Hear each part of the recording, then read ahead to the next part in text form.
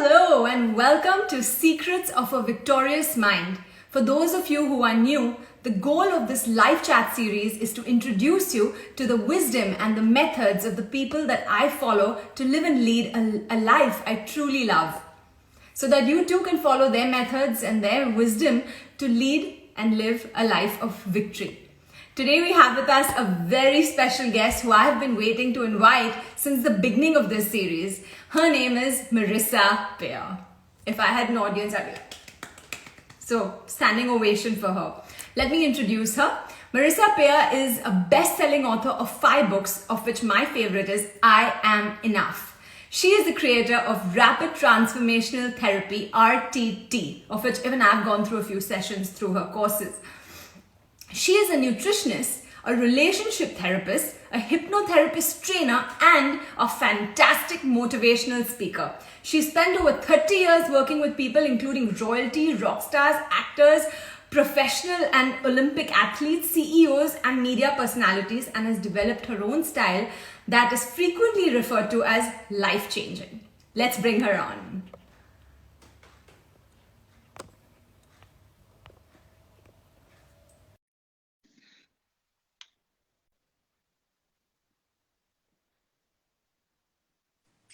Hey, how are you? Hi, good. How are you? I'm very good indeed. How are you? Very good. Thank you so much for accepting being on Secrets of a Victorious Mind. Well, a victorious mind is a good mind to have, so I'm happy to be here. Thank you, Marissa. What, according to you, is the real secret of having this victorious mind? I think one of the secrets is to understand that every word you speak and every thought you think is a blueprint that your mind and body must make real. So when you say that's going to make me sick, I know that's going to go wrong, this is never going to work out, I'm going to get my tension headache now, I'm bound to get ghosted by this person. If you talk like that, if you only knew that expectations tend to be realized, you think, well, I might as well have great expectations. This is saying, if I look at a cake, I get fat, or I always get sinus headaches when the air conditioning comes on. You could change it to, I got an amazing metabolic rate, I burn off everything I eat, and I didn't even notice the air conditioning. So the secret of your mind is to run it, take control of it, be the boss of your mind, don't let it be the boss of you. Tell it how you feel, tell it how you are, kind of state what's going on. I've got an amazing memory, I've got this, I'm really good at this is going to work out well, I know exactly what to do, as opposed to, oh, I'm going to mess it up, it's all going to go wrong. So take control of that amazing mind. Right. I love the way you say that the mind responds to 2 things: the words you tell yourself and the pictures that you make in your mind. So with this situation of COVID, and India being in such a bad situation, and in fact, many places in the world being in such a bad situation, businesses have crashed and they don't believe that they can come back on their feet as fast. They feel that it's going to be a slow, long haul, it's going to be a struggle. So what are the kind of pictures they should be making in the head, and what are the words they should be telling themselves to overcome these uncertain times? Well, we uncertain times come in the circle of life. We had it with the AIDS epidemic in the 80s, where everybody expected someone they knew to die and the world is never going to be the same again. We had it with the SARS epidemic. We had it in 2 world wars. So periodically things happen. We think this life's going to be the same again, and I can't recover from this. And I mean, COVID is an awful thing, and it's a terrible thing, but you have to decide you can come back. Life tends to go back after things like a tsunami or an epidemic, as bad as it is, or hurricanes or volcanoes. Human nature is incredibly resilient. And in your business, whatever you were selling, people are still going to want to buy that. So you have to make a decision. It may take a while, but I am coming back. I'm like a big rubber ball. I'm going to bounce back. If you have the bounce back factor, which is incredibly important, you can come back from adversity. Because many people who are incredibly successful have gone bankrupt, gone bust, lost everything, but come back. Success is not about never failing. Success is how quickly do you get up again and carry on. So you must decide, I'm bouncing back. I had a great business before. I will have a great business again. And I'm coming back. It may take longer than I'd like, but I'm coming back bigger than ever. Right. And mostly, the influence is from outside. I would say even, the content we watch or the marketing that happens on TV, whether it's via the news or whether it's via advertising, we are constantly in a state of hypnosis. Now, Absolutely. you take people through a whole therapy where you cure their inner child, and there's so much work that you do to cure them of addictions and all of that. But how does hypnotherapy actually work? Are we constantly in a state of hypnosis, or is there any way we can develop our immunity towards not getting hypnotized by these wrong influences and staying strong ourselves and keeping ourselves positive? Do you know, we are in a state of hypnosis a lot. When you focus, when you're driving on a route you know so well, or you're deeply engrossed in a book and the phone rings and you jump like that, you're in a state of hypnosis. When you're watching the television, I really need the thing that they're selling, you're in a state of hypnosis. So we go into hypnosis a lot. But the difference between hypnotized and not is you have a critical factor in your mind. And the critical factor screens your thoughts. And if you said, hey, I'm going to go and stand on a plinth and give a talk to 5,000 people, the mind goes, oh, you couldn't do that. I'm going to find this great love of my life. Oh, well, you said that before and it never works out.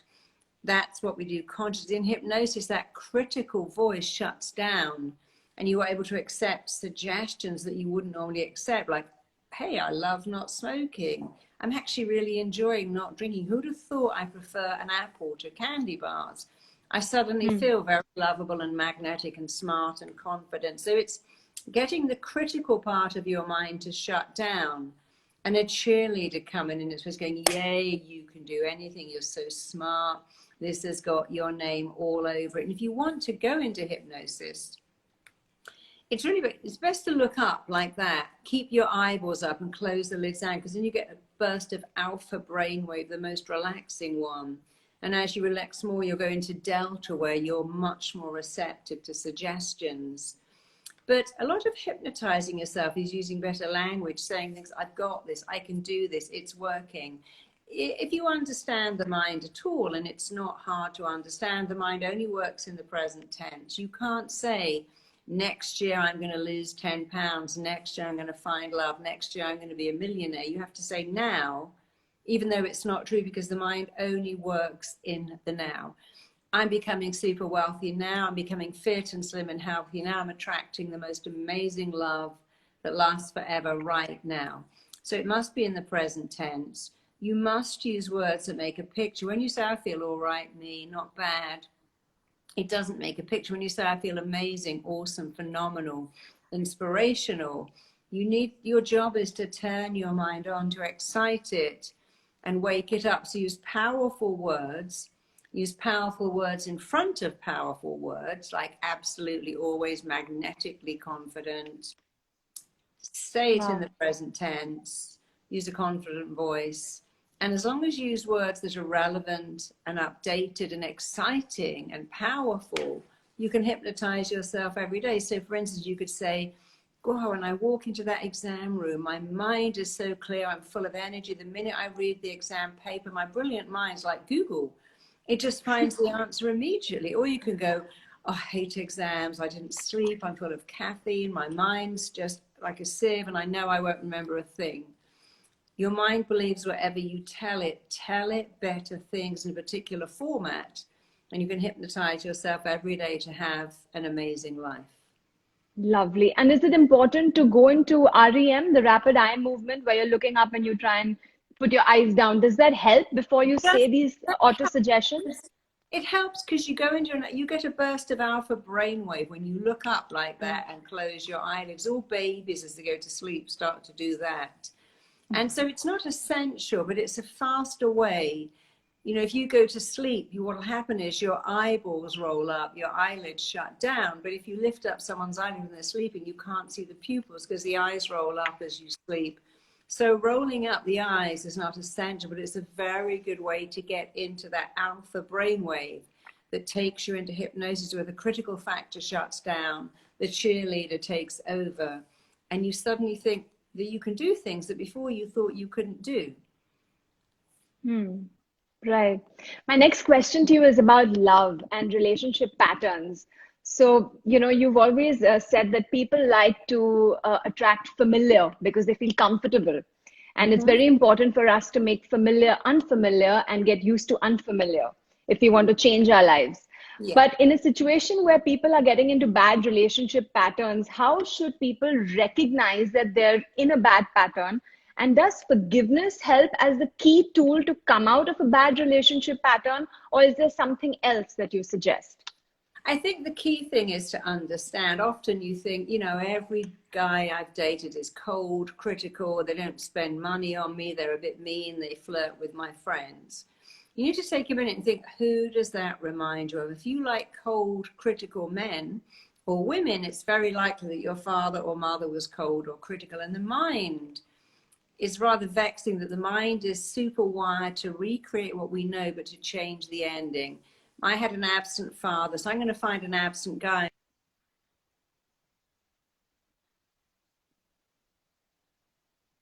Critical father, so I found a critical person. I'm trying to make them very loving. And the way around that is to recognize, oh, this is familiar.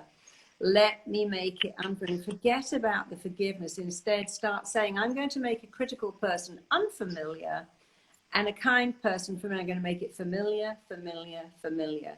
Because the mind does like what is familiar. If you get criticized all your life and someone praises you and goes, hey, I love your hat. You go, oh, I've had it for 5 years. I got it in a junk shop.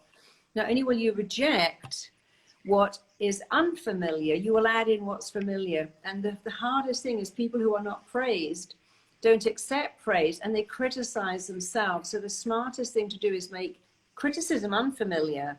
Praise yourself and make it familiar. If you think you're always going for one type, keep saying this, I'm making that unfamiliar, I'm making it unfamiliar, and I'm making a great guy or girl that adores me familiar.